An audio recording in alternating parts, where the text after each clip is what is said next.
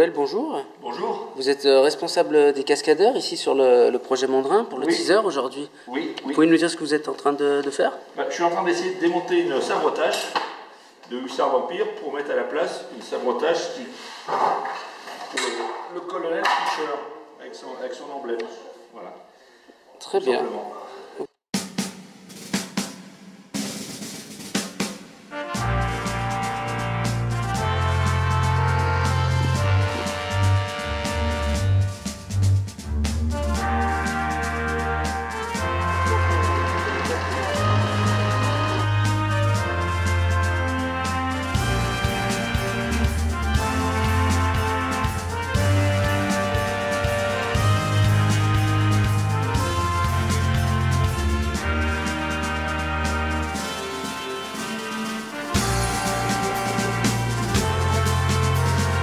Voilà,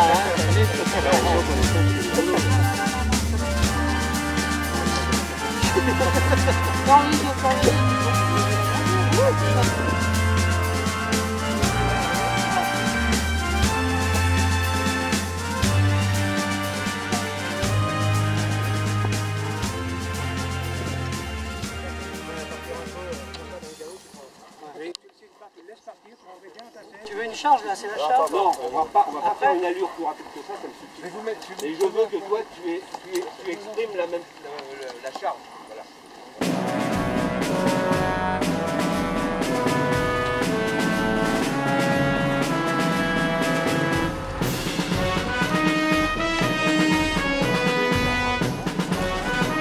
Oui, d'accord. On n'a pas fait. Ah, il est rouge. Oui, d'accord. Le pistolet, il y a encore. Tu l'as le pistolet? Non. Si, dans la voiture, ouais. Non, on va aller tout à l'heure.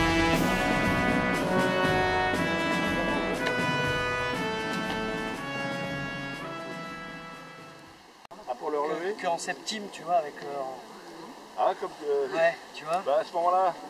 J'aurais plus d'amplitude Alors... si je pouvais, tu vois, le... Action! Bonjour Jean-Max Petot. Bonjour. Premier jour pour le tournage de ce teaser du projet Mandrin, ça y est, c'est un beau projet et on est dans le vif du sujet là. Ah bah oui, là on est dans le vif du sujet, mais enfin c'est pas le teaser du projet Mandrin, hein. C'est le teaser du film qui est Mandrin, contrebandier et rebelle, qui est l'axe central du projet Mandrin. Le projet Mandrin est un ensemble de choses dont ce film. Voilà. Mais on a déjà tourné un documentaire, on a déjà mis en place pas mal de ce qu'on appelle les composants créatifs autour du projet, donc qui sont liés à l'univers du film, des modules vidéo. Enfin, c'est un projet qui est multimédia et qui est unique, voilà, en Europe. Alors, on va pas dire international parce que je connais pas tout. Est-ce que vous pouvez nous parler de cette première journée de tournage? Ah bah là c'était génial. D'abord j'ai une équipe de fous furieux qui sont... hors le fait qu'ils soient fous furieux, ils ont énormément de talent. Et puis donc voilà, on est en train de faire ce teaser sur 4 jours. C'est quand même un pari parce qu'il y a beaucoup de combats, il y a des chevaux, il y a des cascades, il y a pas mal de scènes. On est lié aussi à des petits problèmes météo qu'on a eu mais qu'on a pu quand même contrer.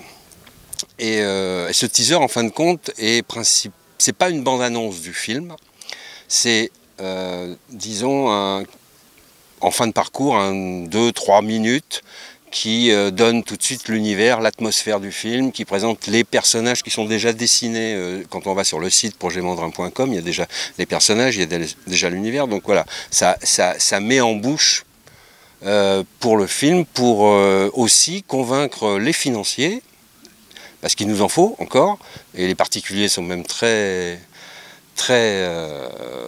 enfin, il est possible que les particuliers puissent aider au niveau de l'association Transculture Mandrin, mais le film, je parle des particuliers, c'est une chose, mais il y a les partenaires privés, quoi, voilà. Et donc ce teaser sert à ça, aussi à un distributeur, et puis aussi à fédérer au niveau du public, parce que plus on a de public en avant, mieux c'est.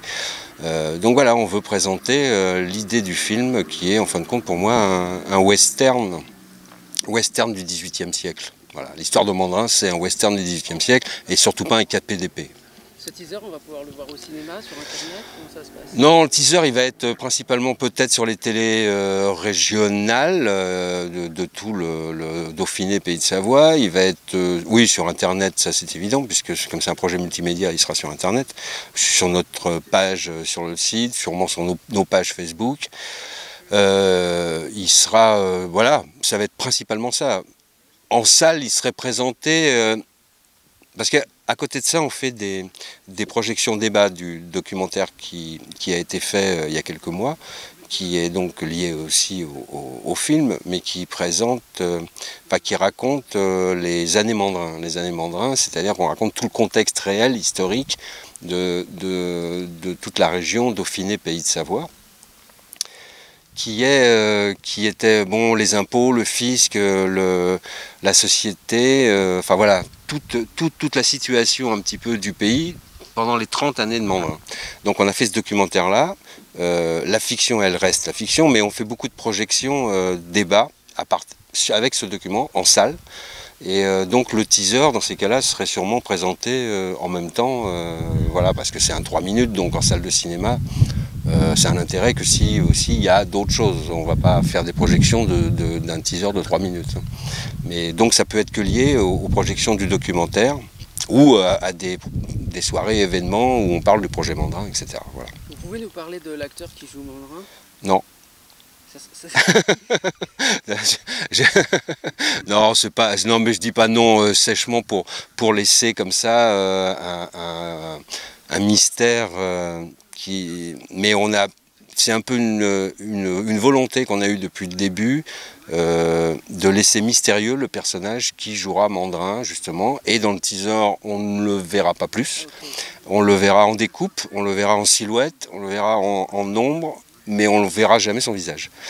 Mais il est là. Il y a quand même un fond politique très fort. Il y a une installation au niveau de la société. L'histoire de Mandrin a quand même une résonance très très forte avec l'actualité. Au niveau de ces pré-révolutionnaires, il y a la misère, il y a les fermiers généraux, il y a les impôts, il y a les taxes.